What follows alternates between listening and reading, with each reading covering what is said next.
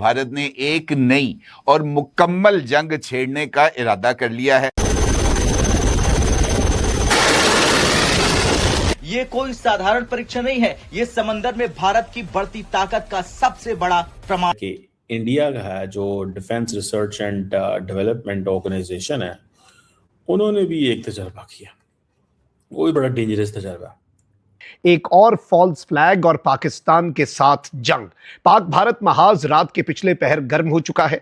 भारतीय अफवाज, artillery, tanks border पर पहुंचना शुरू हो चुके हैं। यानी लाइन ऑफ कंट्रोल के पुंछ सेक्टर पर भारतीय फौज सरगर्म होती हुई नजर आ रही है, तो दूसरी जानिब अफगानिस्तान की जानिब से चमन में पाकिस्तानी शहरी आबादी पर बमबारी करके पाकिस्तान को एक मर्तबा फिर मुंह तोड़ जवाब देने और जंग में कूदने पर उकसाया जा रहा है। वो कह रहे हैं ठीक है, अगर इन्होंने करते तो ऐसी भी कर देने, ऐसी करते हैं तो इन्होंने भी कर, फाड़ लो।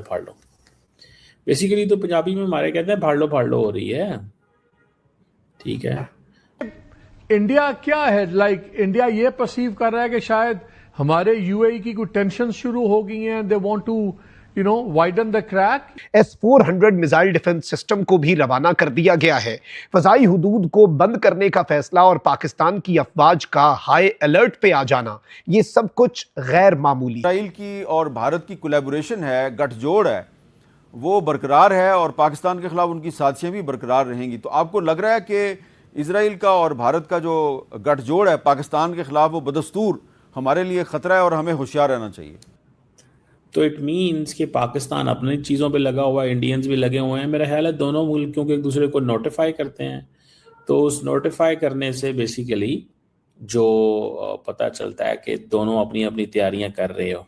इकराम, ये खबर आ रही है कि अफगानिस्तान और भारत, ये टू फ्रंट वॉर जो है, दोनों बॉर्डर्स ईस्टर्न और वेस्टर्न बॉर्डर पर पाकिस्तान पर मुसल्लत करने की तैयारी की जा रही है। नमस्कार दोस्तों, स्वागत है आपका भारत नाउ में। दोस्तों, पाकिस्तानी मीडिया के ऊपर भारत को लेकर डिबेट काफी ज्यादा चल रही है, खास करके सिंदूर 2.0 को लेकर।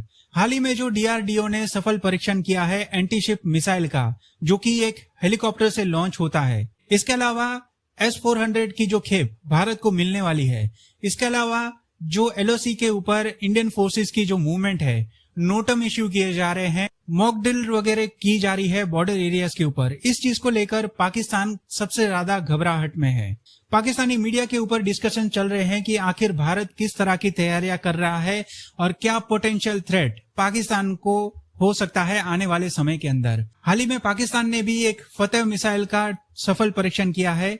इस चीज को लेकर पाकिस्तानी जो है आपस में ही एक दूसरे को हौसला दे रहे हैं कि भारत सिंदूर 2.0 बिल्कुल भी नहीं करेगा। बट जिस तरह से सारी एक्टिविटीज चल रही है और राजनाथ सिंह की जो बार बार पाकिस्तान को धमकी मिल रही है, पाकिस्तानियों के दिलो दिमाग में अंदर खाने कहीं ना कहीं खौफ महसूस किया जा सकता है।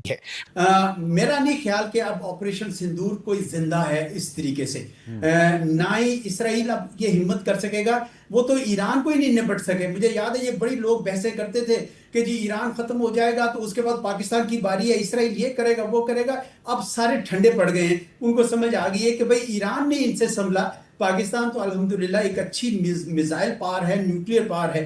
तो मैं नहीं समझता कि अब ऑपरेशन सिंदूर जो है मोदी साहब इस बदले हुए हालात में सोच भी सकते हैं। गुज़िश्ता दिनों में इंडिया की तरफ से कई मुकामात, खास तौर पर पंजाब के इंटरनेशनल बॉर्डर से मुत्तसिल भारतीय इलाकों और लाइन ऑफ कंट्रोल के जो मुख्तलिफ सेक्टर्स हैं, वहां पर वॉर ड्रिल्स की गई हैं। मॉकआउट किया गया है, वहां पर ब्लैकआउट किया गया है, सायरन बजाए गए हैं और इस तरह की दीगर सरगर्मियां।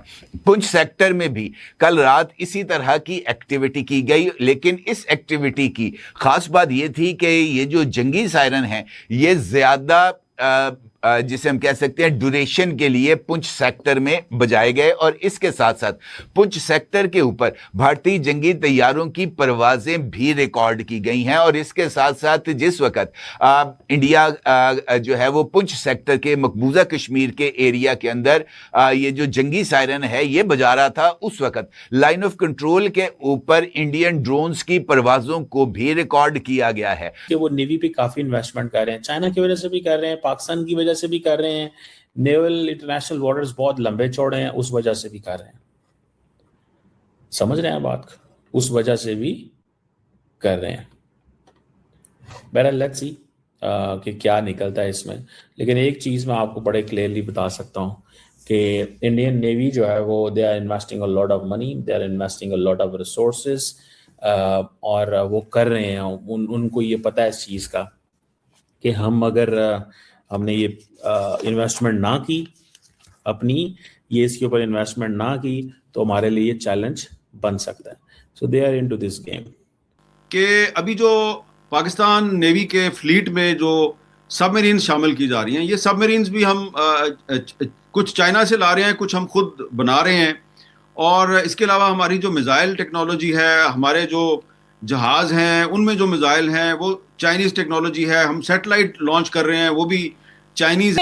मैं मिसाइल्स की बात कर रही हूँ। मैं मिसाइल्स जो हैं वो शायद रशिया से आप लोग अब ले रहे हैं, और जाहिर है कि उसमें टारगेट तो सर चाइना नहीं होगा, टारगेट तो पाकिस्तान ही होगा।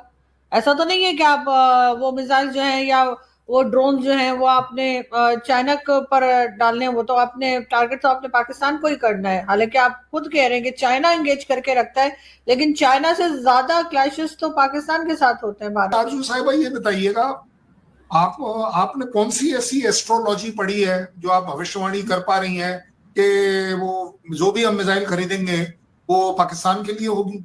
मतलब ऐसा कैसे हो गया है? सर अभी तक जो चली है पाकिस्तान पर ही चली है ना, और तो मैंने कहीं चलती देखी नहीं। अच्छा, अग्नि आपके ऊपर कब चली बताओ?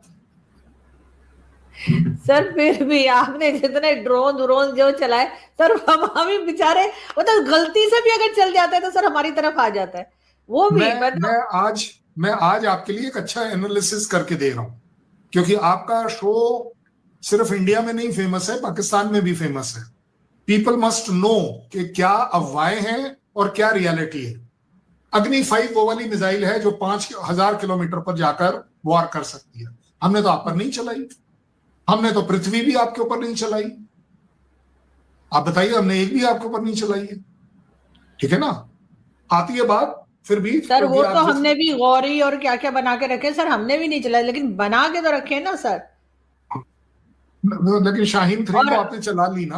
और सर आपका जो बाय मिस्टेक चला था, जो आप कह रहे थे कि बाय मिस्टेक चल गया था सर, वो भी इधर आ गया था। Yes you are right. वो जो बाय मिस्टेक वाला है, मैं आज भी आई एम प्राउड टू से कि हमने प्रूव किया कि वो बाय मिस्टेक ही चला था। दैट वाज अ ब्रह्मोस, जिसको अंदर वो एक्सप्लोसिव कंटेंट नहीं था।